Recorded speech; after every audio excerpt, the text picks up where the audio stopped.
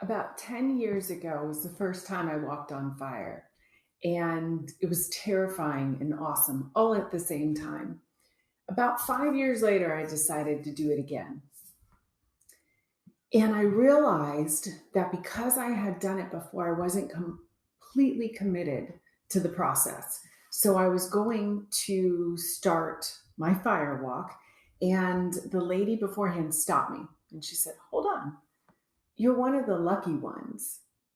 And at that time, they took all of these bright red embers and they laid them in front of me. Now, walking on fire is incredible.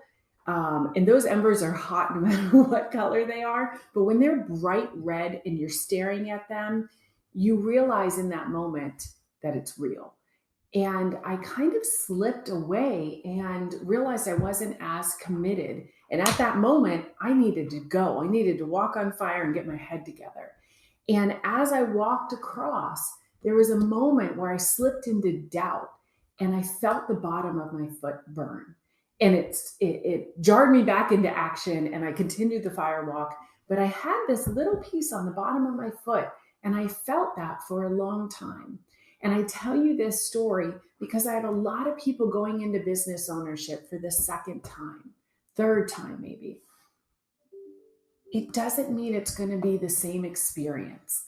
I was so much more scared my second time around because I realized what I was doing. The first time I didn't know as much. The second time I knew a lot more. And I feel that from a lot of entrepreneurs, whether it was a successful time or maybe it wasn't, the first time wasn't as successful as they wanted to. Your journeys are not the same.